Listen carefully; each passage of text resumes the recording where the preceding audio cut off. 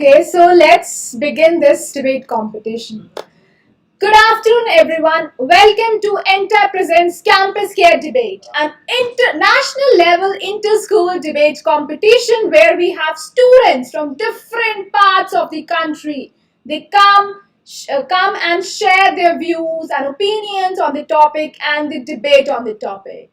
So before moving on, let me quickly introduce you all with Entab. Entab is a 21-year-old IT company engaged in providing mature and futuristic ERP, CRM, and mobile apps to the schools spread across India, thus helping them to become from good schools to the best ones. Okay, so now we have lovely kids with us who have joined from different countries, and I just would like to welcome to all the lovely kids. So, hello everyone. I hope everyone is doing great, right? Yes, ma'am. Okay. So, let me just quickly introduce you with the rules of the debate competition. So, here are the rules for you. Rule number one, every contestant will get 2 minutes to speak on the topic. The speech must not exceed 3 minutes. Rule number two, after the participant finishes their speech, the floor will be open for interjection. Rule number three, an interjector is allowed only one question per contestant. Cross questioning is not allowed. And rule number four, speaking out of turn or any misbehavior can lead to immediate disqualification. And yes, the last but not the least, and yes, the most important rule. Okay, so the winner of this debate would be decided on the votes of the audience. I repeat, the winners of this competition would be solely based on the votes from the audience. Votes as in the number of how many number of comments the participants are getting during the live session and after the live session. Okay, but make sure, audience, to all the lovely audience, do make sure that before commenting for your favorite participant, make sure that you hit on that bell icon and subscribe to the channel. Okay, so now we can start with the students for the motion category on the topic, will OTT platforms replace mainstream media? And for this, the first student we have is Radha. Yes, Radha, please go ahead. A very good afternoon to honorable members of the jury and my worthy opponents. Today, Radha, I'm here to voice my views on the topic, will OTT platform replace the mainstream media? And I completely stand in favor of the motion. Most of the people present here are already using these OTT platforms, including my worthy opponents who are against the motion. Just like there is 200 plus Netflix users and everybody. There is no surprise that these OTT platforms are considering to be the world's favorite option around the world. You can consume whatever you want at anywhere, anytime possible. Also, with keeping these in mind, how can traditional television, with its limited budget, content restrictions, and so many other restrictions, can ever hope to fight back?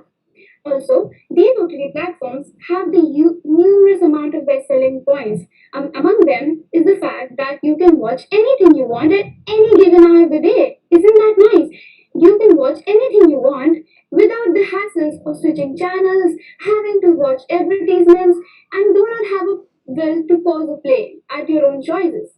OTT platforms have covered them all and provided self-centric features for everyone. Also, these OTT platforms are proven to be much cheaper than these television standard packages.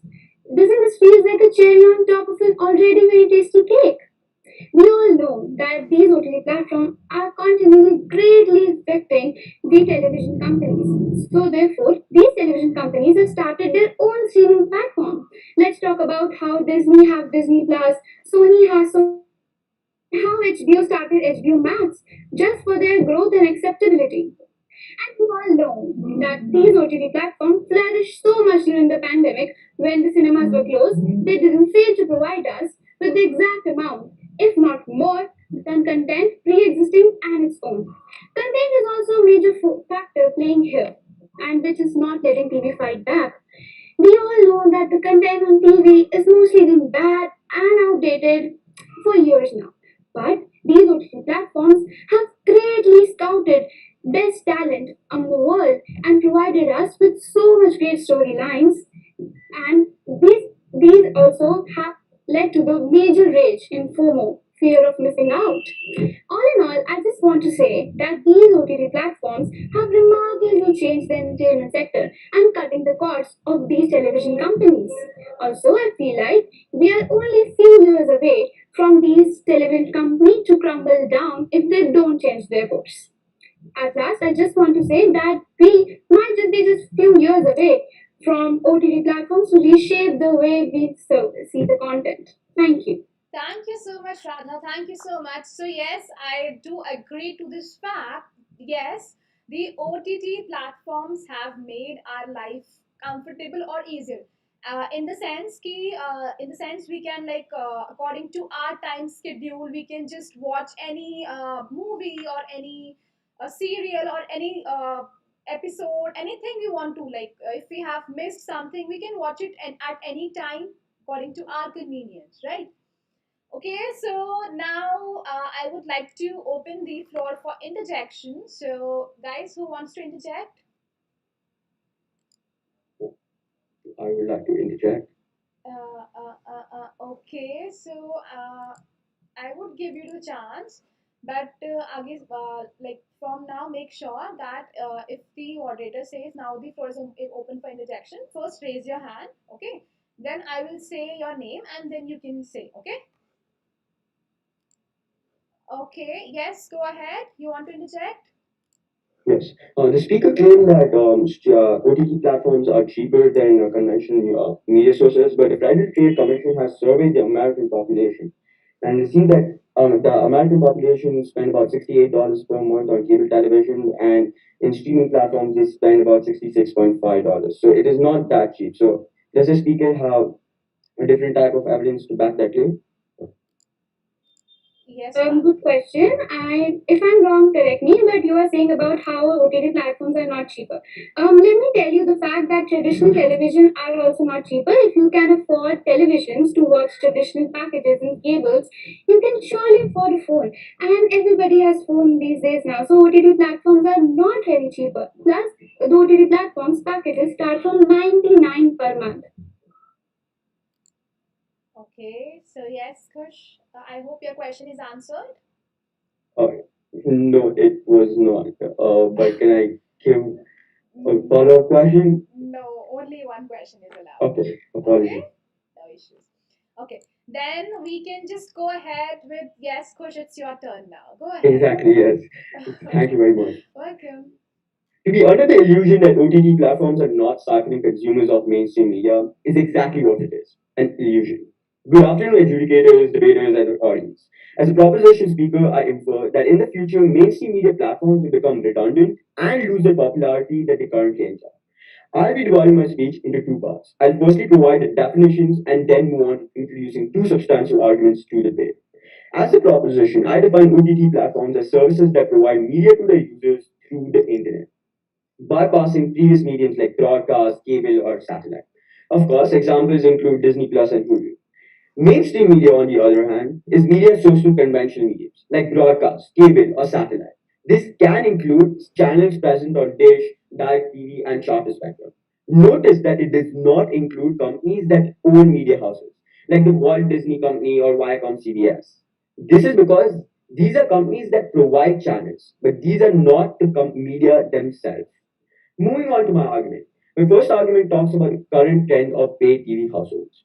And it shows that the OTT platforms are siphoning these consumers off to their base. In the United States, the number of paid TV households fell from its peak of 105 million in 2010 to approximately 77.6 million last year, and the number is predicted to drop to 63.4 million by 2024. Statistics clearly show that mainstream media is losing the market share to other platforms. With the improvement in technology, the idea that we'll only consume information and entertainment through OTT platforms is not far-fetched. Secondly, companies that own media houses are investing in the OTT platform market themselves. proving that big media also believes that OTT platforms will replace mainstream media. Z Corporation, Amazon, the Walt Disney Company, Comcast, and amongst other multi-billion dollar corporations have already started their own OTT platforms, signifying that companies too believe that OTT platforms will replace the lion's share that mainstream media enjoys today. Anyways, isn't the meaning of mainstream the thing that most people do? Even today, surveys like the one that was conducted by the Pew Research Institute shows that OTT platforms like Netflix and Amazon are more popular than cable TV in the United States of America. This is why, as proposition, I support the side that OTT platforms will replace mainstream media. But let us characterize this debate properly. The debate does not talk about whether OTT platforms are better than mainstream media, or whether mainstream media has more conventional arguments like they have better news services and stuff like that. It is about the idea that people are tending more towards OTT platforms. So when we talk about whether people are doing this, we need to use statistics behind it. We don't have to talk about a comparison and pros and cons about the two sides of these houses. So that's why, as proposition, I support this side. Over. Okay, thank you, Kush. Thank you so much. Next, I would like to open the floor for interjection. So, who wants to interject? Okay, no one wants to interject. Okay, just raise your hand, like physically, not digitally, so that I can see your hand. I can see two participants raising their hands. Can you raise your hand, like physically, so that I can see your hands?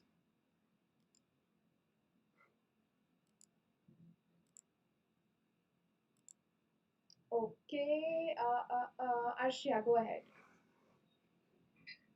Thank you. Kush spoke about how he majorly just spoke about United States, but never really considered the rural areas. What if the people are not able to access the things? You have only taken the statistics of rural United States of America. United States of America, even though it is a popular country and all of that, we are also trying to take a lot of the people in consideration. So, what do you have to say about that? What do you have to say about you not considering the rural area or the rural people? Thank you. Permission to reply. Yes, go ahead. As the previous speaker already spoke, that not only streaming services are cheaper individually, but also data is cheaper. So in rural areas, I suppose, for example, India, in the past 5 years, the data consumption by a rural person has increased by 9 GBs, and all of this, or mostly, has been because of services like Z5 and other OTT platforms. So even statistics backing in the Indian subcontinent or even in rural areas is there, and it proves that OTT platforms are replacing expensive television sets with cable and satellite TV. Okay, I hope your question is answered. Okay, so now we can move to the next participant we have is Adithya. Adithya, please go ahead. Yes, Adithya, do we have you here? Am I audible? Yes, you are audible. Can you just like bend the flap a little bit down? I'm not able to see your face. Is it visible? Yes, go ahead. Okay, thank you.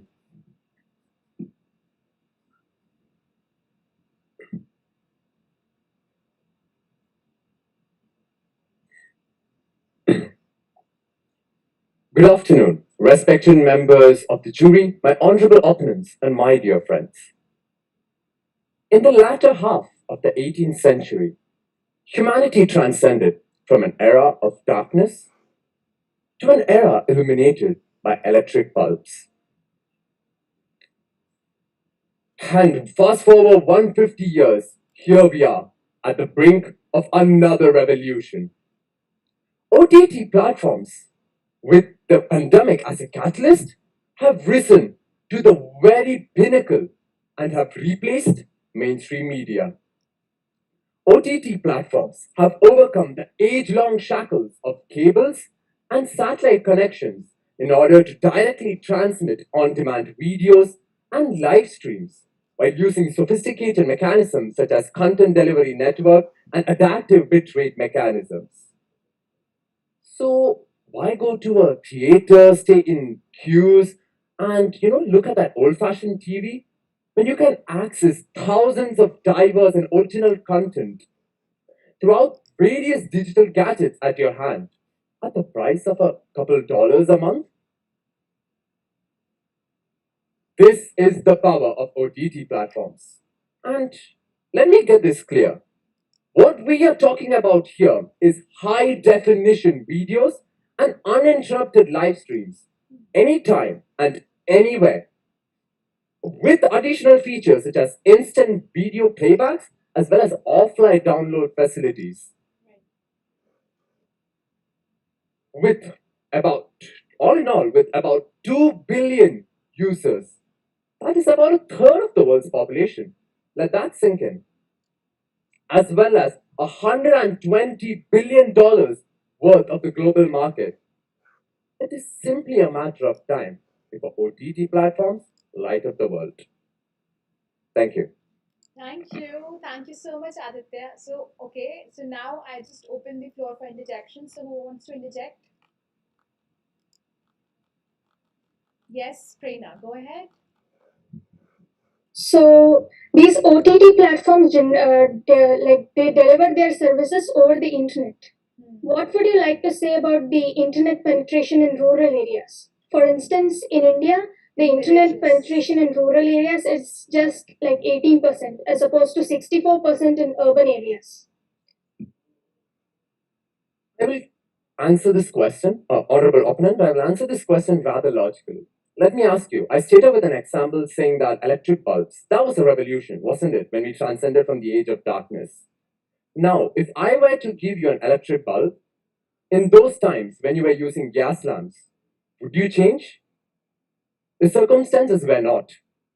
Neither could most afford it, neither was their idea common. Times have changed. Just like now how every house has electric bulbs, it's just a matter of time that the rural households gradually develop to utilizing these internet connection platforms. Let's not forget, when the TV was invented, how was the scenario? Only the rich and the medium class could barely afford it. Perhaps your parents would be aware. There'll be one TV perhaps for a couple of households. Look at the scenario now. Every single household, even perhaps in the rural areas, possesses a TV. This is why internet connectivity, as my opponent, my worthy advisories mentioned before as well, there's a 9 MB increase in the average data usage of the rural members. As a matter of fact, this is just a matter of time before even rural households can utilize these.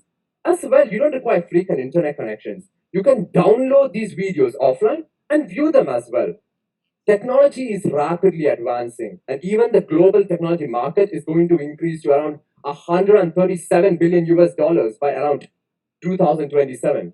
Would you still ask the same question a couple years ahead? Thank you. Okay. Thank you so much, Aditya. Thank you. And yes, like before moving on to the next participant, just a gentle reminder to all the lovely audience who are watching us. So I can see like my chat box, chat session flooded with comments, shout out for Pooja, then Korika, then Arshia, and yes, Arshia. So, guys, just keep supporting, keep voting, and keep subscribing to the channel and to make your favorite participant win. And then now moving on to the next participant we have is Shamma Fatima. Just go ahead. Good afternoon, one and all. My name is Sharma Fathima from grade 12, India International School, Sharjah. So I'll be speaking for the motion. So let's start with advantages of the OTT platforms. One of the most important advantage of the OTT platform is through an OTT platform, there are kills of programs you can access within occasional subscriptions. Freedom to access international web series, shows, live sports, telecasts, and favorite flicks. Also, there are no monthly bills for cable operators or interruptions to face. Anyone willing to watch online digital content can register themselves and pay a monthly or yearly subscription amount, making it cost effective. Instant viewing is another advantage of OTT platform as you're free to view any movies or shows irrespective of their time of release, anytime. You can watch your favorite shows, web series, as many as times as you want, which means on the OTT platform, you can watch any video content anytime according to your convenience. For example, if you want to watch a movie on the TV, then you should wait for the TV broadcasting time and schedule your things according to it. Whereas on the OTT platform, you can watch that movie at any time as per your convenience. You can watch the content of the OTT platform from your smartphone to even the smartest TV. Okay. Content fine-tune itself according to that device in which you're playing. And more than 6,400 billion people have smartphone and 96.2% of them use internet, according to the Telecommunications Statista 2020. As it can be easily accessed through mobile phones, laptops, smartphone, and other audiovisual devices with an internet connection only. This service is synonymous with video on demand, and digital content at the international level can be accessed, and anyone from anywhere around the world can access this. Every OTT platform keeps the content quality in high definition. The higher your speed, the better will be the auditory and the visual content, since the service is offered online. On the plus side, you can customize the video according to your liking, the video and the audio quality per your liking. And there are no hassles of waiting the long ticket queues in the theater or see those annoying advertisements during a movie on TV. You get immediate and unlimited access to the movies even when you're on the road. Some platforms charge a flat monthly fee, and in return, you get full access to their programming. OTT platforms give you enough freedom to watch your favorite content wherever you want, however you want, and whenever you want. If you don't have time to log on to your laptop or desktop, you can binge watch it on a smartphone itself. Having an account on the OTT platform means that you will need to subscribe to the authentic service. That means you will get an authentic service from other OTT platforms. That means you should not be scared of any security or anything. Being the account owner, you can manage the stuff on your own without any intervention from the external sources. And these advantages change the course of life. And I think these advantages can help in the replacement of the mainstream with the OTT platform. Okay, thank you so much, Shama. Thank you so much. And yes, just wanted to share something like earlier don't used to watch the like Netflix and all that. Like I don't used to watch that. But in the last year during the lockdown, when there was like pandemic situation was there and when there was lockdown, I used to start watching Netflix. And yes, I just realized ki yes, that's a convenient thing. Like I can watch it like at night after just completing my whole work, and according to my convenience, according to my time, I was able to watch my favorite serial or favorite show. Okay, so now I would just like to open the floor for interjection. Yes, Chia, go ahead. Okay, thank you. Shama, you spoke really well. My question to you is that, the demand of OTT platforms increased in the lockdown itself. Prior to that, people were busy in their life, going out with their friends and family and all. So, do you think that after the lockdown ends, for example, in my country, do you think the people will still go for OTT platform rather than going out and enjoying themselves with, in cinema and all? I think in 2011, the year was called as the cable cutting year, because at that time itself, people were like not using the TV as now. Like we are not using the TV, right? Most of us are not using the TV. We are going into the OTT platform. At that time itself, it was starting, but because of this pandemic, it has just boosted up. So I think that will not happen. But also nowadays, like we do have movies which are coming up on OTT platforms, right? Rather than Yeah. releasing them on the like cinema halls and televisions, we have the movies coming on OTT platforms because they are feeling that it would be safe, right? Because if the pandemic, you don't know, like people are people don't want to go out like in public, they won't be able to, right? Next, we can move to Siva Durga. Yes, please go ahead. A very good afternoon, respected judges, teachers, fellow debaters, and the audience. I will be speaking for the motion on the topic Will OTT platforms replace mainstream media? 29 million. Yes, 29 million people from India are currently using OTT platforms for their daily entertainment. Unless you live under a rock, all of us have used these platforms, all thanks to the pandemic induced lockdown. These platforms have grown exponentially over the last 6 years and they're still counting. I will be sharing two main arguments to support the motion. The first big advantage of OTT platforms is that it is easily accessible. The equation is simple, you see. All you need is an internet connection plus a compatible device, and all your entertainment and even educational needs are fulfilled. Well, India has seen a significant growth in OTT users due to the involvement of people from Tier 2 and Tier 3 cities as well. In fact, Times of India reports that 60% of the OTT users come from non metro cities. Secondly, OTT has stolen the limelight by giving diversified, original, and fresh content, ensuring that the viewers are completely engaged. Just imagine unlimited content of hundreds of languages along with the subtitles are being provided to the users at a very reasonable or even free of cost. More than 500 original series were released in 2020, and this definitely is a prime reason for people to cut the cable cords. In a nutshell, OTT platforms are developing every second.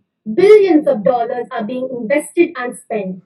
The future of television is here, and we'll all have to be ready to say a goodbye to mainstream media very soon. Thank you, and over to you. Okay, so thank you so much, Siva. Thank you so much. Now, okay, Gorika. Gorika, please go ahead. Good morning. So you had told the point that OTT platform is very much easily accessible, which means it is very much easily accessible for children as well. Children, especially between the age of 7 to 14 years old. And I must say, if a child is watching on a television, I believe that a parent is monitoring the child much more than when the child is using a laptop or any other device. Plus, another point is that most of these OTT platforms are illegal, which means there are many uncensored things in it which might not be age appropriate for the children. So, what do you think can be a solution for this issue for the children who are easily accessing to these movies or web series which are not age appropriate for them? Yes, So Siva. now, thank you, Gorika, for the question. Firstly, yeah. So now to answer your question regarding the uncensored content that is on, on OTT platforms, if you might be aware of India putting up regulations and restrictions on OTT platforms in February 2021, which included that the each OTT platform should have a three-tier system to check the censorship of the movie, and then only it passes. The first tier consists of a grievance officer from the OTT platform. The second tier would also include a same platform within the office. However, the third tier would include a retired Supreme Court officer, and so on. So with this, we can ensure that the content that is coming out we can ensure that it is labeled properly according to the age. And as you've asked about the kids, there's something called Netflix Kids that has come up, and which has all appropriate content.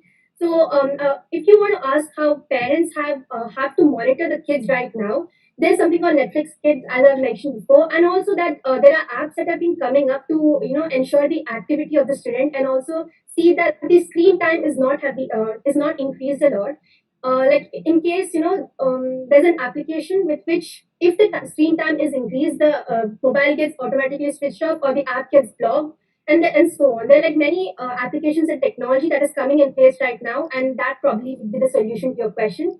I would like to restate my stance saying that I'm speaking for the motion, and of course, OTT platforms will definitely replace mainstream media. Thank you. Okay, thank you, Siva. Thank you so much. Next, we can have Meenal. Meenal, do we have you here? Yes, I'm here. Yes, please go ahead. Are you ready to take a sneak peek into the world of some recent yesteryears? Here we are in the early 90s with an eager crowd of family gathering waiting anxiously in front of their 21-inch color television set to enjoy their favorite Chitraha. I wonder if any of you have ever heard of your parent exclaim at a moment of your extravagant scrolling through the multitudinous channels. You are indeed a generation spoiled for choices. True indeed, we are a generation spoiled for choices. Seems incredible to think of how far we've reached in a short span of a few decades. Let's have a quick glance over the last few years and we can see the obvious. A new global trend of digital consumption that has especially escalated during the pandemic. A present day trend of me time that has seen a 200% increase in time spent on OTT as they cater to the diversity of taste and preferences of the audiences. So, here I am with a firm belief to propose the motion. OTT platforms will replace the mainstream media. OTT services are available through a wide collection of devices, making it easier than ever for consumers to view what they want, when they want, and where they want. Ultimately, OTT subscribers are growing in numbers. Whether it's Netflix or Amazon Prime, millions of viewers are streaming internet based media on demand. See a trend here? Over time, people are beginning to go straight onto their on demand apps for their binge watching needs. I am convinced that time is not far behind when there is a complete switchover from cable TV to on demand video streaming application. 2020 was the year when OTT platforms truly became mainstream. Anybody with a mobile phone and an internet connection could watch any film sitting anywhere in the world. It is an indispensable fact that the future of the media is here, and it is in the form of OTT platforms.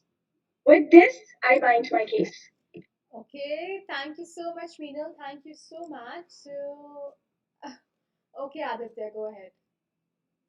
You gave a couple of statistics about how a lot of people are watching OTT more than mainstream media, right? So isn't this addiction to OTT platform like Netflix a concern for our youth because it's so much unproductive time being wasted? Interactive time being wasted, it's not necessary that it has to be solely with OTT platforms. Whether you're on mainstream media, watching television, or on Netflix or Amazon Prime, if you do not know your own limits, if you cross your limits and go into being addicted, it's up to you on how you control what is around you. You should know your own limitations and make sure that you should not get addicted to whatever you're watching. And addiction, I believe, is not something that has to be solely located with Netflix or any OTT platforms. It can easily be something with television or any other media platforms as well. Right. So, I hope your question is answered. Okay. So, we can move to the next contestant we have is Mariam. Mariam Alia. Just go ahead. Yes, thank you. Good afternoon to one and all. Digital media is growing at an extremely rapid rate, and the changes that it is bringing to daily life is unbelievable. Most prominent being the services that provide entertainment for all ages. Over the top platforms or OTT are services that provide TV shows and movies through an app or website. It usually requires time oriented subscription along with an internet connection. A few examples are Netflix and Amazon Prime. There are various reasons as to why the replacement of mainstream media by OTT is inevitable. Firstly, as a result of COVID, theaters and cinema halls have been shut down, and people have found comfort in offering themselves a cinema like experience straight from their homes with the help of OTT platforms. OTT may rule even after the pandemic is over because it is more economical. A single purchase of a device, along with a timely renewal of subscription, can help the user enjoy all the privileges associated with the service. Long story short, it's more value, less money.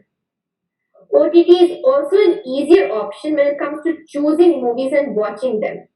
They can be accessed anywhere, and you can pick up from where you left off and assess the entire experience beforehand, all as long as you have no issues with Wi-Fi. Also, through OTT, millions of viewers can watch the exact same content at the same time. To sum up, OTT platforms are one of the most convenient ways to relax. They offer what the people are looking for and can suit the consumer's needs, making it extra clear that OTT services are here to stay. Thank you. Okay, thank you so much, Mariam. Thank you so much. Then I would like to open the floor for interjection. Yes, Akshita, please go ahead. Thank you, ma'am. Thanks. So, I would like to ask my worthy opponent that my worthy opponent mentioned that OTT is really accessible and all it takes is you have to pay for a device and a timely subscription. For a section of the society, it may be really easy to get this one device and a timely subscription. But during this pandemic, where people are struggling to make ends meet, even for their education or food or for their family members, anything for that matter, it is being really difficult, and we are experiencing that daily. So, when we talk about mainstream media, the information passed is usually spread through word of mouth. For example, if you're living in an area and if one person in that area is having a television, anything important spreads through the neighborhood through a word of mouth. But same in OTT platforms, it's not always the case. So when people are trying to live their lives and fulfill their day with three square meals, do you think that buying one gadget and a timely subscription is that necessary, or is it the need of the hour right now? Thank you for the question, but of course, as you said on your own, that the it's not really necessary to have an OTT subscription. It depends on your own desires. If you want it, you can get it, but then it's not necessary. It's not the need of the hour. If someone feels comfortable with OTT, they can go for that. But if people prefer mainstream media more, of course they'll prefer that if they are more used to that. So I think it all depends on the person's own taste, and if they're interested, they can do it. Okay, thank you so much, Mariam. Thank you so much. So, a gentle reminder to all the lovely audience who have joined us for this discussion. So, just keep supporting, keep voting, and keep subscribing to the channel. Okay, so next we can move to our next participant is Arshia Ahmed. Arshia Ahmed, please go ahead. Yes, thank you. Entertainment has this way of resetting itself by Zachary Lewis. This quote, in my opinion, defines the debate that we're here for today. We've been discussing for a while now as to whether or not mainstream media will be replaced by OTT platforms, and in a way that is resetting our entertainment industry as well as our entertainment needs. A very good afternoon to everyone present here. Today I'm going to be speaking for the topic: will OTT platforms replace mainstream media? With the extended lockdowns and the current state of the economy, OTT seems to be the next normal for the world of entertainment. OTT can help content reach millions of potential consumers at the fraction of a cost of a formal release. The launch of a new movie on DTH and OTT simultaneously can garner over billions of viewers. This proves that OTT is not the adversary, but a dedicated ally, as it enables a symbiosis between itself and mainstream media. Furthermore, I'd like to expand on the reach of content produced in non magisterial countries like India, Korea, Turkey, etc. This is not only enabling quality content for all audiences, but also acknowledging the remarkable works of the people. The latest one being when India won its first Emmy Award. Delhi Crime, which won the Best Drama Series, was aired on an OTT platform, Netflix. OTT is much more appealing than traditional television because it offers high value content at a low price. The Indian OTT platform Hotstar acquired the rights to stream the Indian Premier League IPL in 2017, capitalizing on India's fanatism for the game to drive massive user growth. 80% of the audience who subscribe to over the top OTT services accept that all their entertainment needs are being fulfilled. In conclusion, the entertainment industry will expand to new levels, hence replacing the mainstream media to something that once existed. Thank you. Thank you. Thank you so much, Ashria. Okay, so now I would like to, yes, Kush, go ahead. So, how does the speaker think that OTT platforms will replace news shows that are present in mainstream media currently? Pardon me, could you please repeat the question? Yes. How does the speaker believe that OTT platforms will replace news shows that are present in mainstream media currently? All right. First of all, thank you for the question. It will obviously replace in the context of this debate could be something which is put above the other. So in my context, it would be OTT platforms above the mainstream media. It was. And also, as the previous speakers have said, that it is not only providing classics, but is also adding its own touch, its own element of entertainment to the OTT platforms are providing that for us. So hence, I think that it is not going to replace it. I mean, it is definitely going to replace it in the sense it is going to put it above. The need for OTT platforms is going to be above mainstream media in the context of the word replace in this debate. I hope that answers your question. Thank you so much. Okay, thank you so much, Ashria. Thank you. Next, we can move to Anne Maria Paul. Do we Yes, have you ma'am. here? Okay, Yes, ma'am. go ahead, Anne. Good afternoon, everyone. Myself and Maria Paul stand in front of you to speak a few words on how OTT platforms will replace mainstream media. So let's right now look at a few positives. First of all, high value, low cost. OTT is much more appealing than traditional television because, first of all, it offers high value content at a really, really low price. For example, take up ourselves. Netflix right now is for 28 currently, and whereas if we were to take up a channel, a package, or a television broadcast, it would probably be around 100 dirhams to 400. It would vary depending on what channels you pick and what bundles you choose. Another factor that I would like to focus on is original content. OTT providers not only stream classic movies and TV shows, OTT services like Netflix, Hulu, and Amazon Prime have also started producing original content. This content is exclusively available through their platforms. For example, there are multiple shows that are releasing, and another factor is that multiple devices. Before OTT, watching cable meant having a television set, and now we can watch OTT from any device you want, whether you have a smartphone, a smart TV, tablet, gaming console, whatever it may be. It will help you to connect, and it will help you to watch it no matter where you are, how you are. If you have Wi-Fi, then that's all. And in fact, now you don't even need Wi-Fi because, to be honest, if you have internet, and you will honestly be able to download it and then later on watch it on your own will. And another thing is that VoIP helps long distance friends, families to come together. And right now, this pandemic, and I ourselves know, like a lot of our friends, families, some of them are stuck in Kerala, some are stuck all around the world. And so we still feel distant. But in a sense, if you think about it, voice over IP platforms like WeChat, Skype, all these platforms do support the Netflix subscriptions and Hulu, etc. So you can in fact watch it with your family and spend some family time, even though you all are different from each other.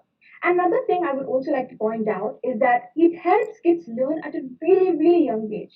A recent survey shows that 50% of OTT subscribers pay for educational content, typically in the form of instructional streaming platforms.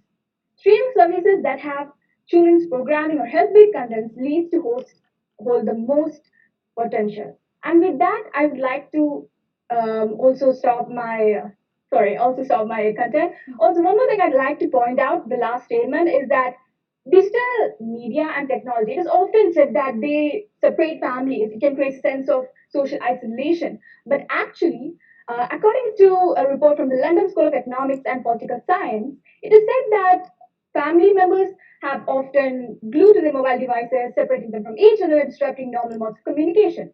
However, a new parenting for a digital future report from LSC argues for the opposite effect. It claims that digital activities such as watching films, playing games, and keeping in touch via calls and messaging apps can bring families, in fact, closer than ever together. By streaming TV content and using educational technology together, families are adapting their habit to reflect an increasingly digital environment. And with that, I would like to say that OTT platforms will definitely replace mainstream media. Okay, thank you so much, Anne. Thank you so much. Now, I would like to open the floor for interjection.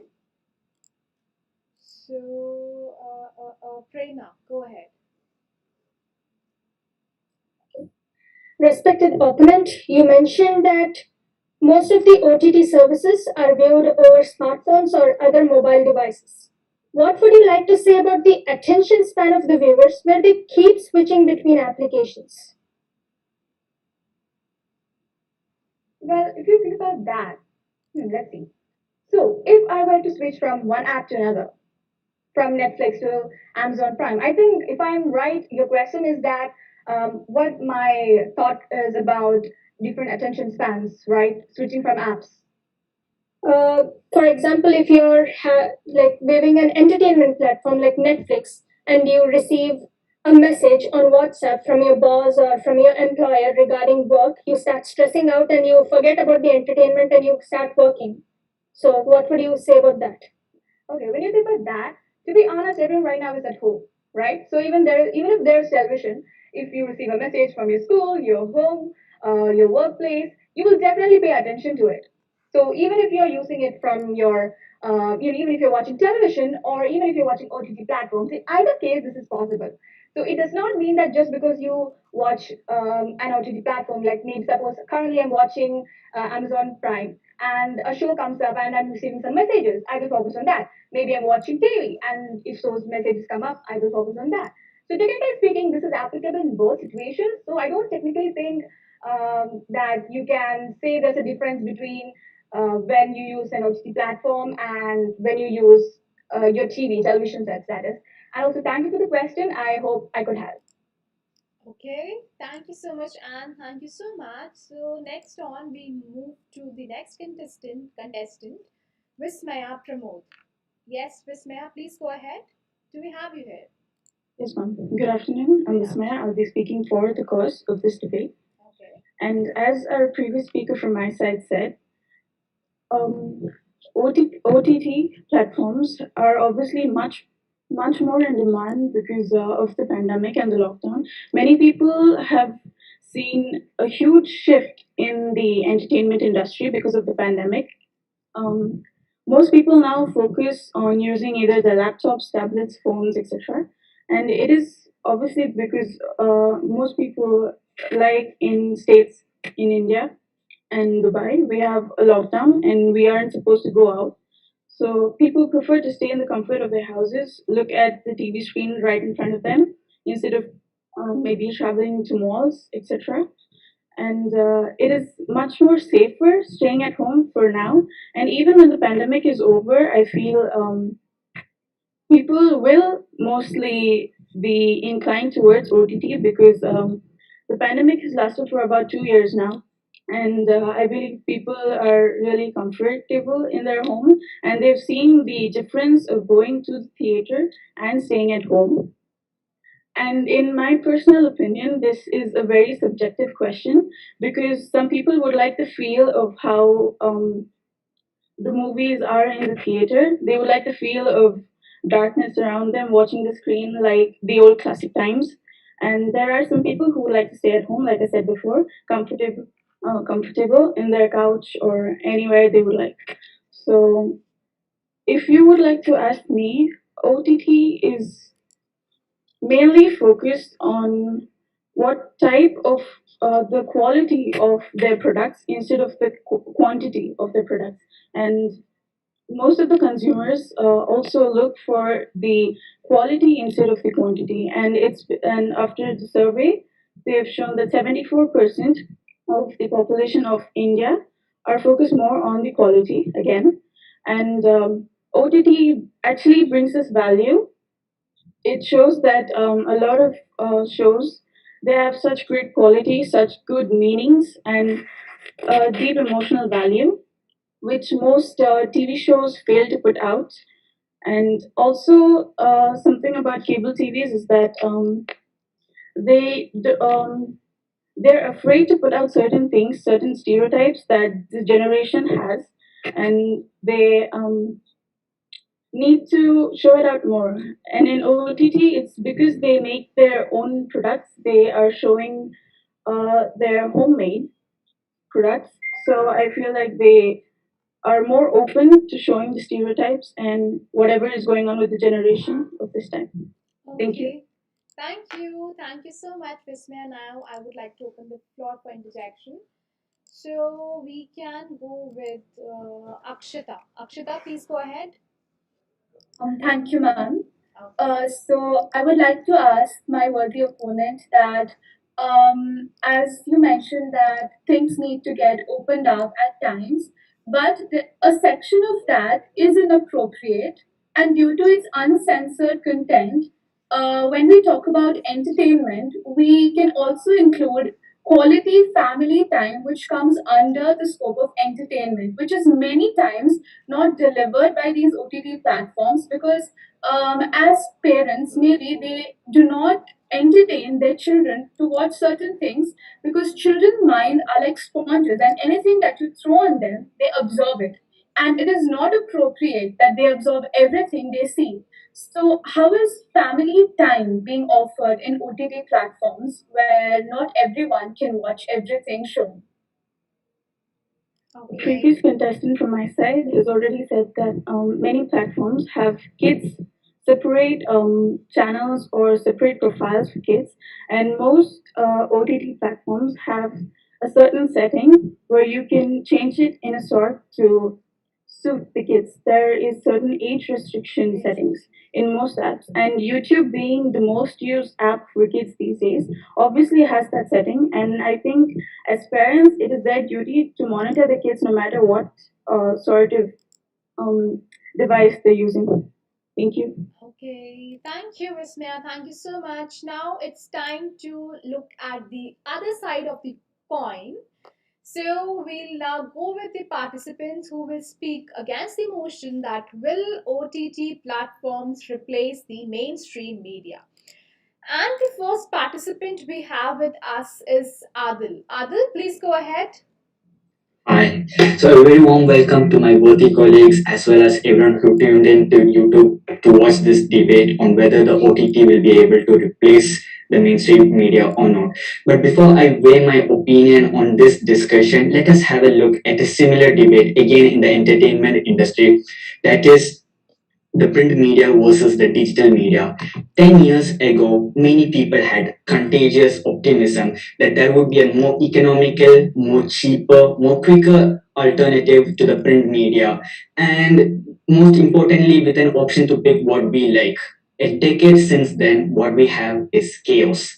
There was a fierce competition amongst the media moguls for the control of the media, for control of the market. And media outlets realize that if they want customers, then what they should be doing is tailoring journalism to suit their needs. And it was with this competition that came the complete abandoning of media ethics and moral values. And it was in this competition came the media outlets creating sensationalism, that is the form of journalism where you twist facts and then in order to invoke certain emotions amongst the people. And it was in this competition came the media outlets catering fake news, the manipulation of the masses, amongst many other things. I'm sure all of you are aware of Fox News in the US as well as other Indian equivalents back home. And my belief is that if there weren't the competition amongst the news channels, I believe that we wouldn't be having hatred being spewed all across the TV. 10 years ago, people hoped for a cheaper alternative where we could pick what we wanted. 10 years since then, what really happened was people tricking back to the print media. In fact, one survey conducted by Populous finds that more people trust the traditional form of the media rather than the digital form, the digital media. So now that takes us back to the debate on whether the OTT will be able to replace the mainstream media or not. So what is OTT? First, let's talk about that. There are three things when you're introducing OTT. First is the abbreviation, then what OTT is being advertised, and finally what it really is. So the abbreviation OTT stands for over the top media services What OTT is being advertised is as a more economical alternative to TV cable networks with more choices for the consumers. And what it really is anything but that, but we'll get to that point. So this was the idea that the Netflix drilled into the minds of the people back in 2013. This was the idea that Netflix envisionized back in 2013 when the era of OTT just started, that it would be a cheaper alternative to TV and that you would be having choices to watch whatever you want. And the problem that most people make when they talk about OTT is that they're still stuck in that 2013 era when talking about the advantages of OTT. In the present day, what OTT really is anything but that. So around 2015, what happened was Netflix started raking in big cash. They started making profits, and then even some S&Ps rated Netflix as the best company of the previous decade, if I'm right. And then what happened was other corporations looking at Netflix and then they said to themselves, well, I need a slice of that profit. I need money for myself. And in came competitors like Amazon, Hulu, Disney Plus, amongst many others, just like competition in the digital media. And then they realized that if they were to dismantle Amazon, if they were to dismantle Netflix, the monopoly Netflix had, then they had to do something extraordinary. And then they realized they had one trick up their sleeves, which was media licensing and legal copyrights. The effects on the consumers as a result of this competition is best described as an example. So suppose I want to watch House of Cards on Netflix, right? So I say to myself, okay, it's just 8 dirhams, I mean $8 or whatever, different countries, different prices. So I just pay $8 and then I get to watch House of Cards along with the library of movies I can watch. Now my baby sister comes along and says, well, I want to watch Frozen 2. And then I check my Netflix library and turns out that Frozen 2, which was just released a day ago, is not there on Netflix. And so I check Google, where can I get Frozen 2? And turns out it's only available on Disney Plus. It's been advertised as Frozen 2 available only on Disney Plus. So I have to now go to Disney Plus and shell extra $10 or whatever. And then my friend comes and says, hey, let's watch Jumanji. So I look my library in Netflix and in Disney Plus, and then turns out it's not there. Jumanji is not there. So I check Google again. Turns out I have to purchase Amazon Prime because Amazon has the legal rights to Jumanji. Just an example. Don't take it seriously. So now I have to purchase the I have to purchase from three different OTT platforms, and then probably I'll have to buy from Hulu sometime in the point, sometime in the future. So what really is happening is at the end of the month, I'm shelling out about 40, 50 dollars just to watch the movies I wanted to watch. And if you look at the founding principles that Netflix built, established OTT, which is that it will be cheaper and that people will be having the choices, neither of those principles uh, are being actually followed in this day. Now I have to spend a lot of money on different platforms just to watch one or two movies a month. I mean, that's only so much. So movies I'll be watching anywhere. So I have to shell out about $50. And also I'm not really having that choice also because time to time the legal contracts change and stuffs happen. So for example, I want to watch Marvel. So what really happened was up till 2015 before Disney Plus was there, Marvels was actually contracted to Netflix. So I can go to Netflix and watch Marvels movie. So that's how people used to watch Infinity War in Netflix. You have to go to Netflix and you watch Infinity War. But then around 2017, 16, somewhere around there, Disney said, okay, we are no longer giving you contracts. We are only going to put Disney movies on our Disney Plus. Marvel is a Disney movie. So what really happened was Infinity War is on Netflix, and now you have Endgame on Disney Plus. Infinity War, Netflix, and Disney War on Endgame on Disney Plus. So the first movie you have on one platform and second movie you have on another platform. And Disney couldn't show the first movie until after Endgame was released. So it's just spending a lot of money and you don't really have that choice. Now if you look at TV outlets, you'll be realizing that you just pay 100 dirhams and then you will be having most of the choices for you. You don't have to look into the legal the legality. You don't have to look at when the contracts are expiring, when there will be a deadline. It's just there most of the time. And I believe that there will be a day when the OTT platform will be ruined by this fierce competition. Right now in India, we have like about 80 OTT, if I'm right. And that means you have to be paying 80 different companies to just about $10 just to watch movies. And I think there'll be a day when the OTT platform will be ruined by this fierce competition, just like how the digital media suffered from a lack of media ethics as a consequence of competition. And I believe it will be that day when people start slowly trickling back to the TV cable, realizing that it could be a much cheaper, more productive use of their time rather than OTT, which is addicting, waste of time, and doesn't give you that choice. And with that, I conclude drawing similarities between the two debates. I thank the moderator. Okay, thank you so much, Adil. Thank you so much. And okay, now I can open the floor for interjection. Okay, so we have Kush. Kush wants to interject? Yes, I do. Can I? Okay, go ahead. So the speaker has talked about how there is no choice of selection in OTT platforms, but does the speaker believe that there is a choice of selection in conventional cable news? And also, the speaker has failed to realize that if there are 80 OTT platforms in India, you don't have to subscribe to all 80 OTT platforms. But there are also similarly maybe like a million cable news channels in India, and you don't have to subscribe to each and every one. So while the speaker has drawn comparison between them, the speaker has drawn it between a dystopian world where everybody needs all the entertainment and all the information present in the world, which is quite really not true. Any thoughts? So that's only one interjection. I guess I'll take the first one. Or should I take both? Just take Those are two different questions.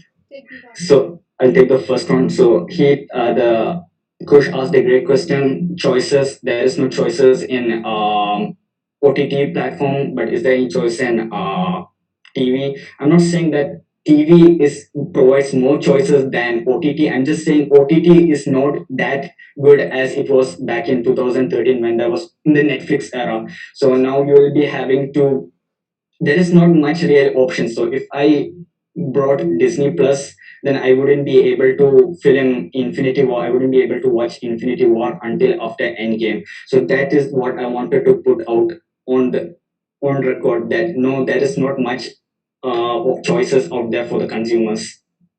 Does that answer your question? Well, there are no cross questions, so it's fine. Okay, Kush is not satisfied with the answer. I can see that. Okay, so we can move with the next contestant. We have Isabel Maria Antony. Please go ahead, Isabel. Yeah. So very warm good morning, first of all, to the renowned dignitaries and my fellow audience. I'm Isabel Maria from International School, and I stand against the motion. Allow me to start with an introduction, okay? So, mainstream media is a traditional method of streaming or broadcasting, but it too developed with the development of our world. And what was once hitherto called traditional has now created a vast vocabulary of fields associated with, say, newspapers, digital podcasts, news channels, live recordings, and so much more. The diverse subsections under the mainstream media provide job opportunities which could help deprive a fair population of unemployment. Moving on, the world statistics say that 2.5 billion individuals prefer the newspapers printed, whereas only a population of 600 million prefers to read news online. And this shows the efficiency of mainstream media, as we all know that the web page is almost all the time manipulated, as a result of which people dwell on the mainstream media to provide them with most accurate information. And according to the WAN-IRFA, which is the World Association of News Publishers World Press Trend Survey, a majority of the population voted for news via the news channels and TV cables. Like I mentioned before, the mainstream media also developed with our society, and search engines such as Google, along with social media platforms like Instagram and Twitter, is considered mainstream media now. And traveling back to the olden days, Members of a household used to gather together, okay, in the same room, make themselves comfortable, and they use the channels on their cable TV to entertain themselves or to attain knowledge for themselves. It was perhaps one of those times where everyone in the household would come together and share their thoughts and interact with each other, unlike the modern days when each individual goes to a separate room, glued to their phones on an OTT platform. So what I'm trying to express is that these platforms pretty much offer everything. You name it. Example, education. Okay, you get education. Entertainment? Sure. And if you want knowledge, obviously, why not? Therefore, I know that OTT platforms can never replace mainstream media. Thank you. Thank you. Thank you so much, Isabel. Now I can open the floor for interjection. So, guys, who wants to interject? Radha, please go ahead. Um, you said that these mainstream media are not really good for family gatherings and all. So I just want to say that don't you think that OTT platforms are available on televisions as well, and family can gather and watch television there as well? So I did specifically mention cable TVs, which means they have to subscribe to a cable TV channel or television. I didn't mention television, alright? If I mentioned television, then your point would be valued or suited. But since I said cable TV, I meant cable TV connections. Does that clarify it out? It kind of doesn't, but I don't have a choice. Okay. And yes, like I would also just like to add that like no matter like how attractive and appealing the OTT services sound to the worldwide audience, but they still that rely on the internet connections, which usually comes from the cable TV service providers, right? And then we can move on to the next participant we have is Prerna Ramkumar. Yes, please go ahead. A very good afternoon to everyone. Will OTT platforms replace mainstream media? That is the question on the floor. And I believe the short answer is a no. It is a common misconception amongst people that OTT platforms have the potential to completely replace mainstream media.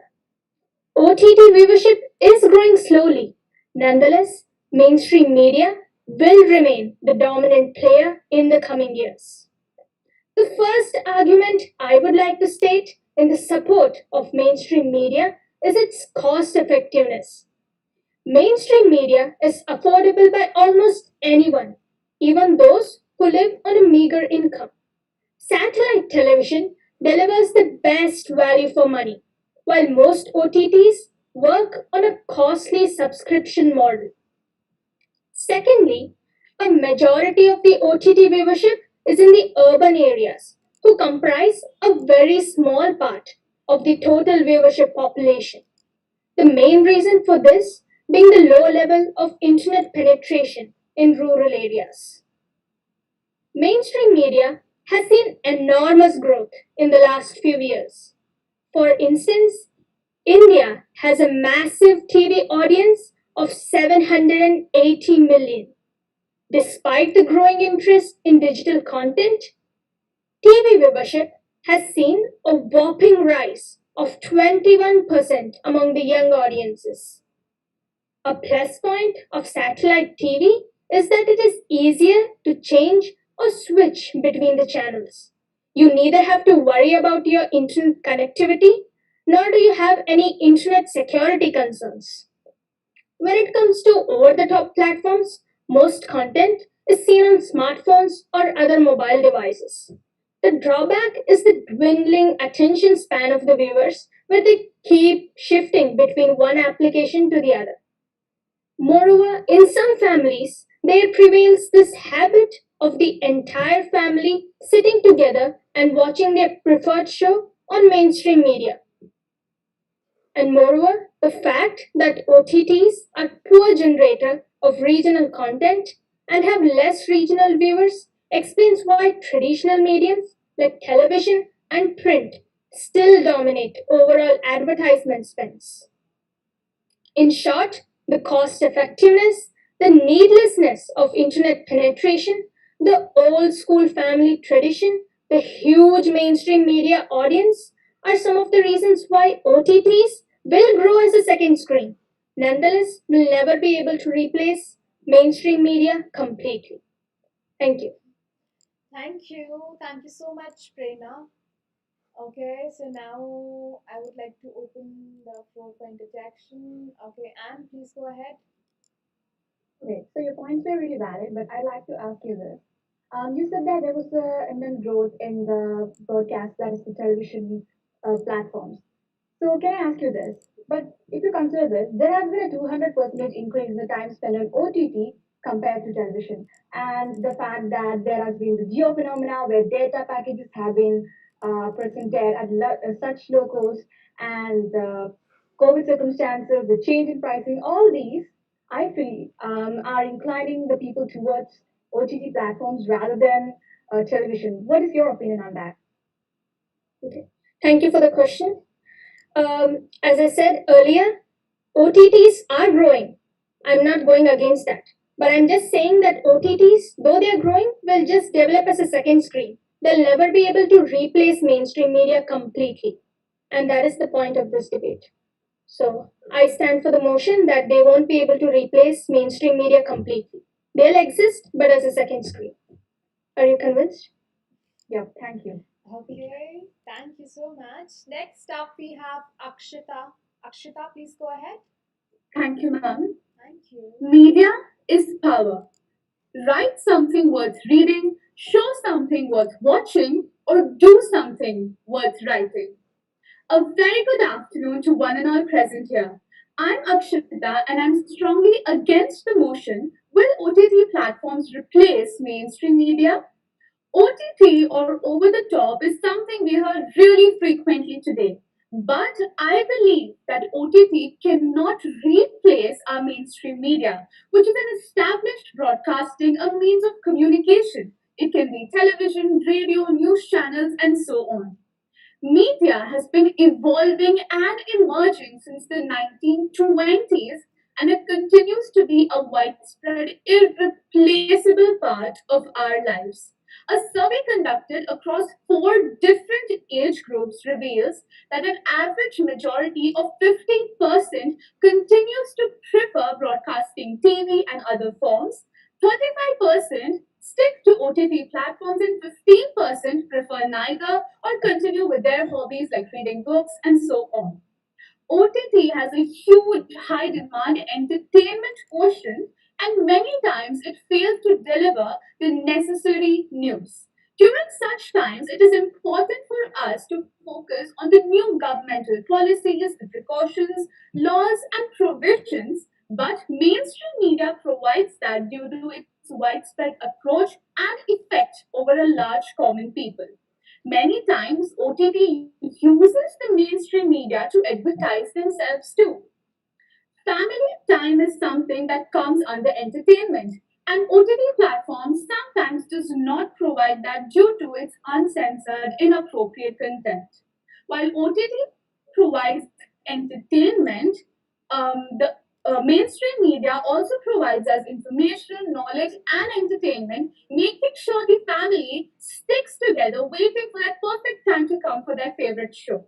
Yes, I agree that OTT platforms comes with its own set of advantages, but just as these techie gadgets cannot replace our offline classes with our lovely teachers, OTT platforms cannot completely replace the mainstream media ever. I would like to conclude by saying that media has the power to control masses. So always think before you act, because some media tries to impress, whereas some try to impact. Thank you. Thank you, Akshita. Thank you so much. Okay, so now I can see Kush. Okay, Kush, go ahead. Excuse me, you're muted. Okay. Okay, yes. Yes, Kush, go ahead. So the speaker spoke about how mainstream platforms are very open about their way on reporting the news. But do you believe that mainstream platforms are actually independent, considering that their source of revenue is advertisements, and that their corporations actually commit fraudulent stuff like tax evasion and other stuff? So do you actually believe that mainstream platforms are going to be more independent than OTT platforms? And secondly, when you talk about uncensored content on OTT platforms, you do realize that the government still has to regulate OTT platforms, and OTT platforms like Netflix, Amazon, and any other medium is regulated by the Indian government, the United States government, and other services. So, thoughts? Thank you so much for that question, with the opponent. So, firstly, I would like to mention that I have not mentioned that the mainstream media is independent, but I have mentioned that it provides us with all the news, updates, entertainment, along with educational content. And if we go to any, say, a rural area or any house, and suppose you ask a 60-year-old woman, or for that any matter, that do you like Netflix or do you like the normal TV? So, do you think that old woman is going to say that I watch Netflix every day and I got to know about all the new laws of the government? I don't think that's an ideal situation. Whereas people, they're still dependent on the TVs because they enjoy sitting there with the remote, and it's very easy to operate because they have been doing that since so many decades with their families around them. And as far as the news is concerned, being independent or being self dependent, I don't think is the question here. The question is whether they are offering the required information, and I would say yes, it is. And moreover, OTT platforms is also being independent, that is also a disadvantage because when you're independent, you're not controlled by an organization, and sometimes it is important to be under certain boundaries, which is not always the case. Talking about the censorship, OTT platforms, many of them still are independent and they're still not censored by regulating bodies. And this is not something very preferable, as I had mentioned quite times that when you want to sit with your family, enjoy watching something, it's not always preferable that you come with your children and watch the inappropriate content. Whereas when OTT is independent, there are many things that it goes beyond the boundaries and there's no one to stop it. So I still say that yes, OTT is good. It has its advantages and it's raising heavily during the pandemic. But talking about replacing media, I don't prefer, and it is not going to replace the mainstream media. And I stand against the motion. And thank you once again. Thank you. Thank you so much, Akshita. Next on, we move to the next contestant, which is Pooja. Pooja, do we have you here? Yes, ma'am. Okay, please go ahead. Thank you. So, good morning to everybody who's in the meeting. So I'm against it that OTT can replace mainstream media. There are two types of mainstream media. There is cable, and another one is the theaters or multiplex or miniplexes. Talk about the nostalgia we have when we go to theaters. It's definitely something else. Like we wouldn't understand it because we don't go to like theaters in past 2 years. But we all know that how our parents talk that they were so happy when they, like go to watch the best movies like Golden Jubilees, like DDLJs and everything like that. In those days where cinema or theaters were the only source of movies, where because on digital TVs, we can only see Doordarshan, which is a very holy channel to be said, which I think not a lot of people watch these days because we are more of a teen personality that watches all hi-fi stuff and all. Everybody here is a teen and cannot afford stuff like Netflix and Amazon and everything like that. We cannot afford it. And our parents wouldn't allow it because, of course, we are Asians and we all know that how parents force us to study all the time. And of course, we should study too. But our parents cannot, complete those needs of entertainment. They already provide us with internet. They already provide us with devices, but they cannot provide us with, Netflix subscriptions, this subscriptions, that and all. Yes, if you are enough eligible, yes, you can. Or like you earn or some internship or some job you have, but you cannot afford it on your own self. So talking about, see, as again I'm saying that we are not capable of watching all kinds of content. There's a limited content, of course, on digital and also on media platforms. All kinds of content is not appropriate for us, and some is just so boring that we wouldn't understand, like politics. And yeah, we're interested more in sci-fi, rom-com, and stuff like that. But yeah, there's a limitation to all the both the parties, right? So the first and the most foremost point is togetherness. Like remember the times when everybody in India literally, like 9 o'clock on the in the watch, and you're just sitting in front of the TV waiting for Kaun Banega Crorepati because your dad loves to watch it, and literally your mom and your grandmas and grandpas watch news and sports on digital, no, no, sorry, digital cable platforms like on Dish TVs and Tata Sky and everything like that. This is a nostalgia that we cannot forget. Example, okay, out of the topic, but let me just give this. Sari. Can we replace sari from Indian culture? No, we cannot. No matter how much of jeans or anything you wear, you cannot replace sari. Similarly, you cannot replace uh, cinemas or cable platforms because it's just in the roots. It's a traditional thing now. I mean, it's not definitely spiritual, but it's a traditional. Like Eid, and we go to watch Salman's movies, Sri Khan's movies, and everything like that. And those Dolby Atmos speakers that we see in cinema halls are definitely not affordable. That 360 screen, that AMOLED display, of course, we see it on our phones. And of course, phones are very advanced too. But there's definitely a more joy going with your friends, especially if you're a teen and you go to a theater. It's just a fun, exciting thing. Like you're a straight face and you're watching TV, but when you go to theater, you're all excited. You grab some popcorn, you grab some juice and all. But that's the joy. You love communicating with others, no matter how much of an introvert you are. There's a joy to it. So I think you cannot replace the emotions, the connections, the togetherness that you have with the cable connections rather than the, and of course, uh, digital platforms create an age gap. um, my parents love to watch serials, loves to watch news, but I hate them. Like, who watches those South Bowl dramas and all? No, I'm not that kind of a person. But my parents love it, and I cannot do anything. So I just, go on YouTube because I don't have Netflix. I'm not so rich to get Netflix. I mean, definitely, you're not supposed to be rich to get Netflix because it's quite cheap, but I don't have that money to get Netflix. I don't have a credit card or account or something. And my parents wouldn't have it. So relativity is a stuff. If you can relate with what I said, that means definitely you're in favor of it. That it's not a thing that every teen is, and of course, half of the world is studying right now. Is at their homes, they need some entertainment, but not all are focused on it, right? So thank you, everybody. Thank you. Thank you so much, Pooja. So now I can open the floor for interjection. So no one else wants to interject except Kush. So can I interject? Yes, go ahead.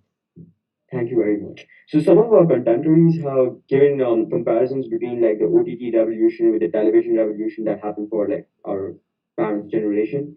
So when you say that some parents are unwilling to subscribe to an OTT platform, the same thing could be said about how grandparents are unwilling to buy a television set. But today we can mainly say that television sets are mainstream media. So the same thing could happen. A revolution is going to happen, and statistics proves that people are buying more, are subscribing to more OTT platforms, are cutting the cord, and are changing their mindset on OTT platforms. And as you said, SaaS channels. So any thoughts? Of course I do. So the first and the most foremost thing is I said that not all can afford it, and the first and the most foremost thing I want to say is that you're not supposed to like say that it provides us with lots of content and things like that. Of course you didn't, but very important thing that I want to mention is that there was a time where we didn't need digital cables and all. It was like Stone Age. We didn't have anything during those days. But if you're talking about now, my grandparents, they don't watch TV, so I cannot relate to it. Um, but if I talk sincerely, I kind of believe that you're right at a point that our grandparents didn't allow it, now our parents aren't allowing, but that's a generation gap, as I said. So I cannot tell anything on that because generation gap is definitely increasing due to the uh, digital things that's coming up. You know something else while your parents know something else in my experience, but definitely they're not always right. So yeah, that's all I have to say. Okay, thank you, Pooja. Thank you so much. Next, we can move to our next contestant, next participant. We have Shreya. Shreya, do we have you here? Yes, ma'am, thank you. Okay, go ahead. Once upon a time, we all used to watch films in theaters. Just remember the times when we used to select our desired movie and watch it. We enter the cinema hall and suddenly the lights go out and we all sink into an escape room with the whistling, clapping, crying, cheering, what not. Think of the different visual and auditory effects we used to experience. 3D, Dolby Atmos, laser technology. Oh, how fun it was. Now tell me, can this therapeutic experience ever be duplicated by viewing films on OTT platforms? The obvious answer is no. Greetings to one and all present over here. I am Shreya and I study in St. Joseph's School and today I'll be speaking against the motion. One of the most concerning disadvantages of these OTT platforms is the censorship issues. With no age limitations for viewership, their only purpose is to bring more content to attract more viewers. Even though if certain content is banned from a certain country, they anyway will make their way into these OTT platforms. Another drawback is the height of piracy. By releasing videos on these platforms, it makes it easier for raw pirates to reverse engineer the technologies of the platforms and steal the content to put on unauthorized sites and messaging apps like Telegram, Halo, etc. Due to this, advertising and subscription led video streaming services are losing up to 30% of their annual revenue to piracy. Lastly, the concept of binge watching has evolved to a huge extent. Too much binge watching is not advisable as it may trigger sleeping issues and other physical problems. Studies have also shown that people who binge watch more often are said to be more lonely and depressed. All that I can say is that technology may be a useful servant, but a dangerous master too. Thank you. Thank you, Shreya. Thank you so much. Okay, so now I would like to open the floor for interjection. Vismya, go ahead. Thank you, ma'am. And Shreya, your question is that you said most people who binge watch are most likely to have depression or any sort of social disability. But honestly, according to the survey I have been looking at, uh, depression comes from your surrounding environment, the people you live with, and the TV or your device is actually supposed to be a helping medium, a calming medium. So you can maybe try out to reach someone online, talk to someone online. So I don't really think that it is a depression factor. Yeah, I just have to say that. May I answer? Sure. So what I have said actually is that binge watching not actually to depression, but there's a limit for everything, right? I mean, like if you always sit at home and just keep on watching this stuff for 5 to almost 10 hours, you won't be able to mingle with the society, your friends, family. So that can lead to depression, right? Like, see, if you be with yourself alone for like not for like a small time, but for like a really large amount period of time, won't you be like more comfortable with yourself and like more you'll be able to separate yourself from others? So won't that lead to depression? That can trigger it, right? Along with the other effects like lack of physical exercise and all those things. Okay, thank you, Shreya. Thank you so much. And now we can move to our next contestant. Next participant we have is Siddhi. Siddhi, please go ahead. Am I visible and audible? Siddhi, like you're audible, but you're not visible to me. I'll switch on my camera. Yes, now you are. Please go ahead. A very good afternoon to the respected adjudicators and my fellow opposition. I stand against the claim, will OTT platforms replace mainstream media? Now, what is OTT or over the top platforms? These are platforms or streaming services that deliver video content to users via the internet, whereas mainstream media refers to the traditional forms of mass media such as the television, radio, newspapers, magazines, etc. I have some points to assert the fact that OTT platforms will not replace mainstream media. Out of the 7.9 billion people in the earth, 1 billion constitutes the elderly or the senior citizens. And these 1 billion people also deserve a form of entertainment in their households. Mainstream media is the one step solution to their needs. Newspapers for those not acquainted with technology, TV if you can use a remote. Now, opening your laptop, typing your password, going to Google Chrome, typing in the streaming service you want to go to might seem relatively simple to us, but takes them decades to learn the same. Simply because we were born with such facilities, but such applications evolved years after them. Since almost every household today has a senior citizen, given the improvements in healthcare, this requires them to have any sort of mainstream media that provides them with such facilities. Now, suppose you have a Netflix subscription. You can watch so many shows and movies there. But now you want to watch some news. Where do we find the news? Netflix does not provide us news. So we start to search for streaming services that offers news. But we realize that there is no streaming service that provides us with the live and local news. So then where do we go for our general knowledge? Mainstream media to the rescue. In fact, according to a survey conducted by InMobi, 46% viewers are watching content online. What about the rest 54%? The answer is obvious. Now, as I already mentioned in the first, OTT platforms serve via the internet. All of us know an extensive number of people using the internet at the same time, in the same place, makes the network extremely slow, and now we see the most dreaded thing, the circle that goes round and round and round. But we were in the mood for a film, and what do we do now?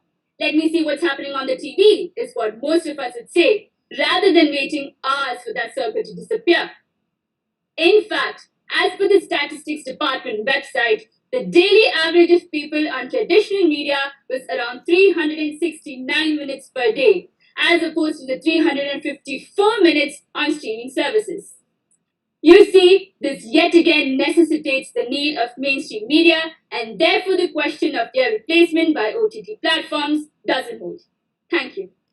Thank you. Thank you so much, Siddhi. Now I can open the floor for interjection. Yes, Arshia, please go ahead. Thank you, ma'am. Okay, my question to you would be: you mentioned how you use a television, or let's see what's on the TV. Those were your exact words. But isn't mainstream media less accessible than OTT platforms? Because example as a TV, you need a TV to access mainstream media, as opposed to OTT platforms, which are accessible anywhere on several different platforms. So, what do you have to say about that? Thank you for the question. Mainstream media does not only include TV, we have the newspapers, we have radio, we have magazines. Newspapers and magazines are very accessible all throughout the world, even in rural areas. If you have a local tea shop, you could go to that tea shop and you could just purchase a newspaper for minimal cost. And therefore, the question of accessibility for non technical mainstream media doesn't hold. In case of a TV, yes, definitely the cost of buying a TV is expensive, but in the case of an OTT platform that is served on the internet, through the internet, you need to have an internet connection to access these OTT platforms. For that, you need a router and a modem in each and every household. If you don't want each modem or a router in each and every household, you go to this particular house. But then that makes the network very slow because a lot of people are using the same. But in the case of a TV, if one person has a cable connectivity or the satellite connection, a lot of people around the same neighborhood could access the TV, could access that connection to look at channels in TV. So the question of accessibility does not hold over here. I hope that answers your question. Okay. Thank you so much. Now we can move to Gorika. Yes, Gorika, please go ahead. Yes. Once again, good afternoon to each one of you. So, let me begin by expressing my view on the motion. Will OTT platforms replace mainstream media? Speaking for myself, no, it will not. So, let's dive in. First of all, I would like to thank OTT platform for rubbing away fond memories of a Sunday evening where friends and families would come together and have a fun time chatting and watching the television.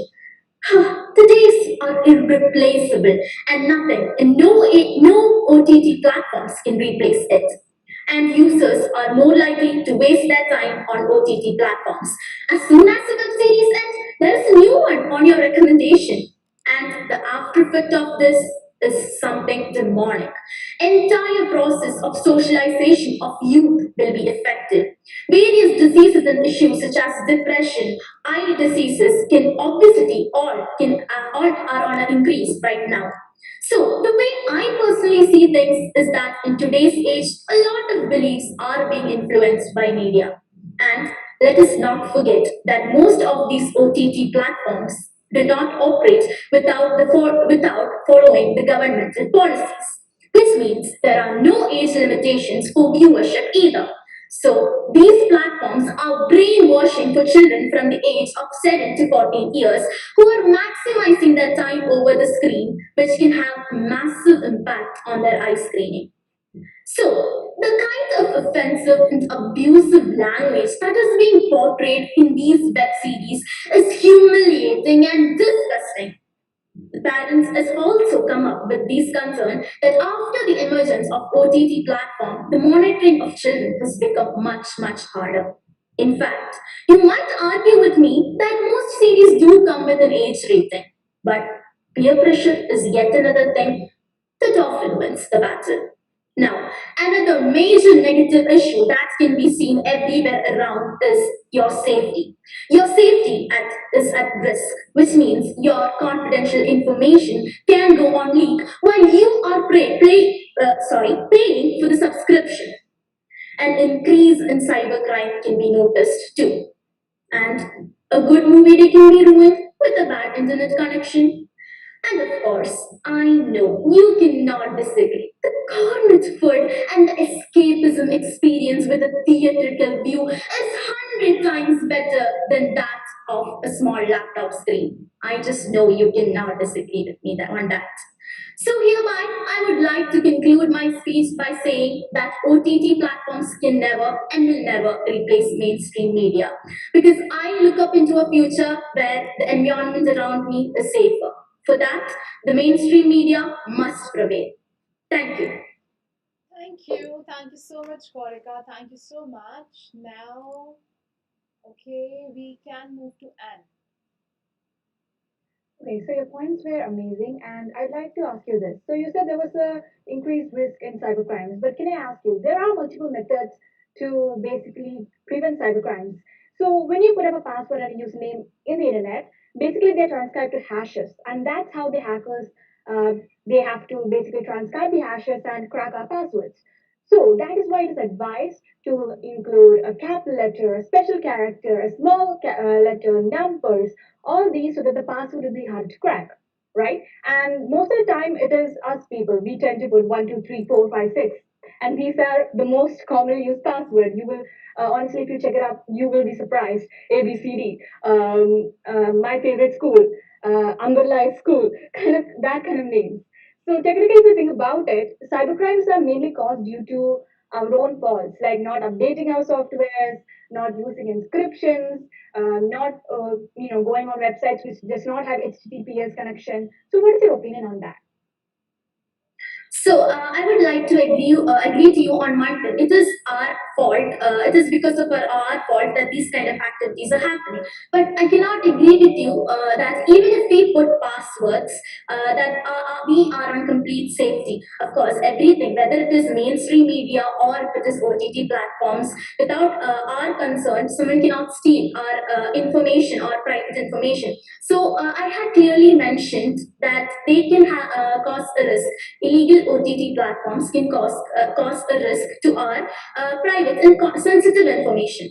So, while going into a site or let me say a illegal OTT platform, because OTT platforms, no, not just Netflix or Amazon Prime, these are the only OTT platforms. There are free of cost OTT platforms. So, at times when you log into these illegal sites, they might ask you for your credit card number or your name or some kind of sensitive information which you're not allowed to give. But people who do not realize or understand these scams do give these information, such as bank numbers or your credit card number, debit card number. These informations are being given.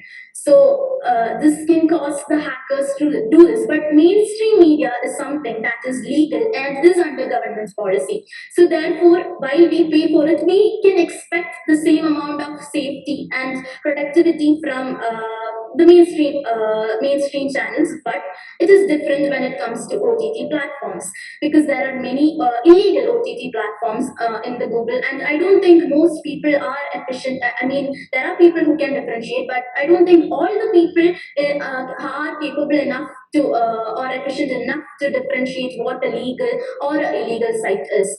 So therefore, I do agree that it is us ourselves who are indulging in these kind of activities, because we are the ones who are giving our information. But it is not under our control whether these sites are legal or illegal. How do we differentiate it? So I hope it clears your question. Thank you so much. Okay. Thank you. Thank you so much, Farika. Thank you. Next up, we can move to Jiya Kapoor. Yes, Jiya, please go ahead. Do we have you here? Yes, hello. Mainstream media is called mainstream for one major reason. It is known to command the largest viewership. Given the existing trend between alternative media platform and mainstream media, a constant tug of war, people will continue to hear about mainstream media for a long time to come, as it is not going anywhere.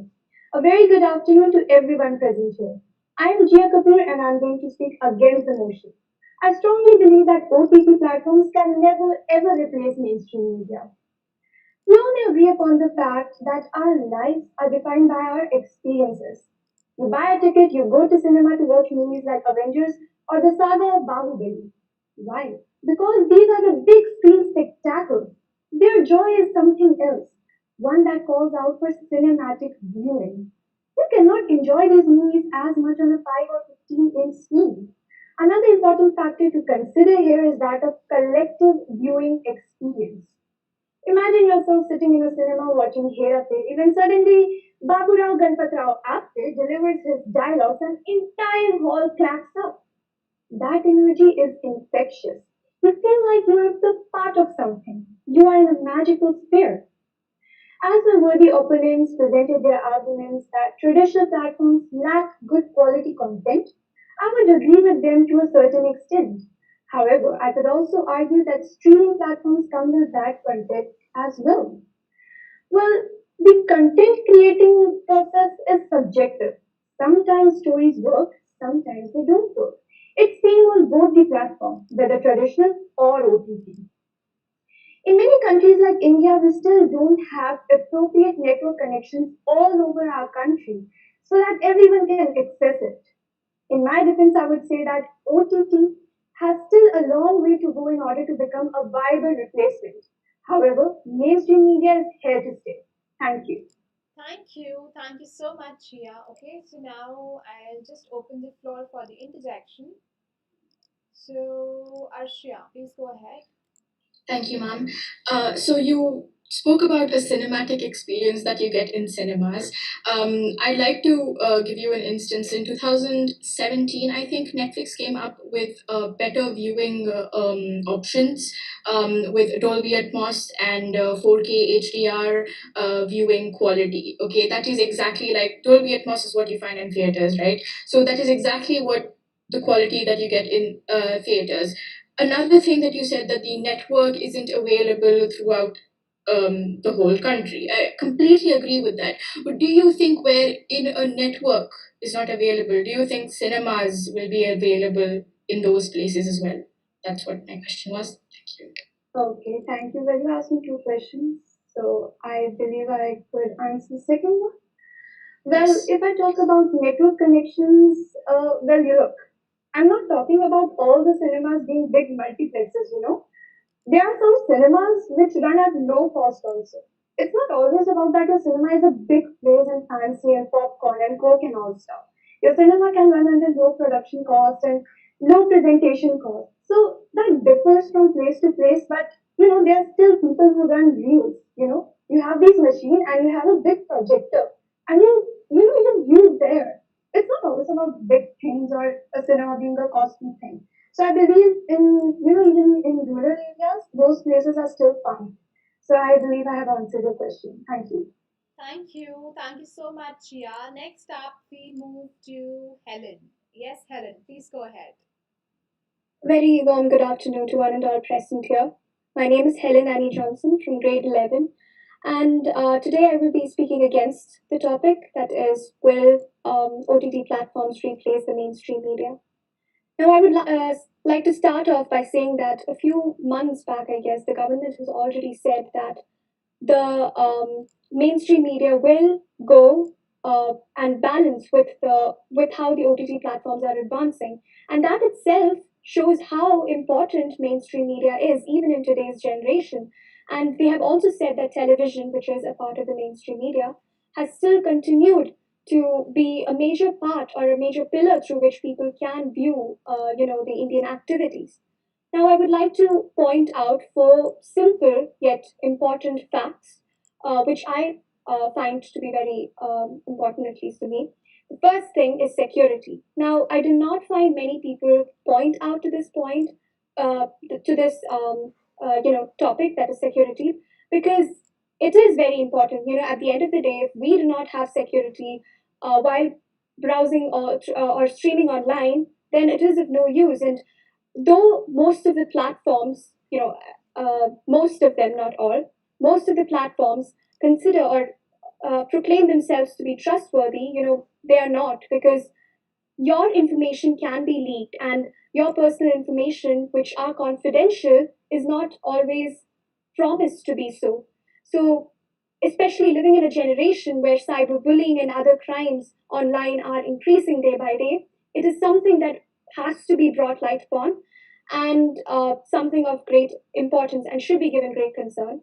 The second one is, it does not have censorship. Now, most of the OTT platforms do not have any regulatory bodies to control them, nor do they have any nor do they have to follow any government policies, and that itself is a very absurd thing, because in the past generation, when mainstream media was popular, the mishaps that are happening nowadays were a lot lesser, and that itself is a very clear disadvantage of OTT platforms.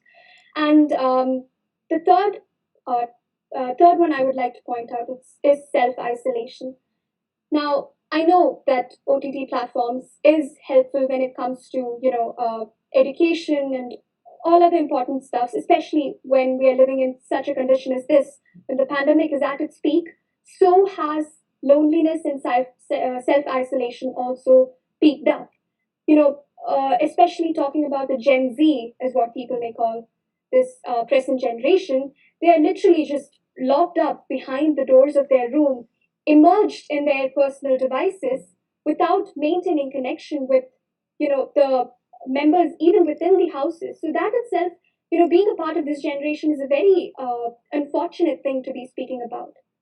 The next one is advertising. Now, as much as ads can be, really disturbing, it is very much beneficial to advertisers. And when we consider about ourselves, most of the things that we have around our houses are with the help of advertisements. And this mainstream media, the thing with mainstream media is it attracts a very large audience, and due to which it helps advertisers to advertise whatever brand or company they're running, and their brands can maximize their visibility with the help of the mainstream media. So those are the four main points that I like to point out. And one main thing is that nowadays, because the pandemic is again at its uh, peak stage, I would like to also say that many of the OTT platforms, not all, again, most of them, do not have started to generate less content, less online content, and that is also an alarming situation because we are locked up in our houses, and as less content is being generated, that is also something that is to be brought into concern. And with that, I wrap up my opinions. Thank you. Thank you. Thank you, Helen, so much. Thank you so much. Next up, we can open the floor for interjection. So, just let me see. Okay, we can go to Kush. Thank you very much. Does the speaker realize that we are debating on whether OTT platforms will replace mainstream media, but not about the fact that OTT platforms are bad or they are detrimental to society? Statistics still prove that OTT platforms are gaining popularity. More people are subscribing to whatever business model that they have instead of going for cable television or something like that. So the speaker's debate on the fact that OTT platforms are bad is not relevant to what the topic of discussion today is. Thoughts? So, you had said I had commented on how bad the OTT platform is. And don't you think those statements itself prove on how mainstream media will come up in the future in a way? You know uh, how the mainstream media, as you had said, I commented about the bad and the good effects. That itself, as I said, shows how the mainstream media outwits the OTT platform in the future as well. Okay. So yeah. Okay. So thank you so much. So like after this, we come to the end of this debate competition, and it was great interacting with all of you, all the young kids, all the students over here from different parts of the country. So okay, so thank you so much, everyone. It was great hosting you all. Thank you for having us. Thank Thank you. you. Thank you. Thank you so Thank you, ma'am. much. Thank you for having us. Thank you. Thank you so much. And yes, Thank you so much. thank you. And a gentle reminder to all the lovely audience who have joined us for this session. So yes, just keep subscribing to the channel, keep voting, keep commenting for your favorite person to win, and please remember that the winners of this competition would be announced on 17th of July, which is Saturday. Okay, till then you have time. Till then, keep commenting, keep supporting, and keep voting, and yes, keep subscribing. So thank you, everyone. So all the best to all of you. Then yes, stay happy, and to all the viewers who are watching us, all the participants. So stay happy, stay at home, and stay away from Corona. Thank you, everyone. Thank you, ma'am. Thank you, ma'am. Okay, Thank bye you, bye. ma'am. Take care. Thank you so much for the opportunity, ma'am. Thank you. Bye, ma'am.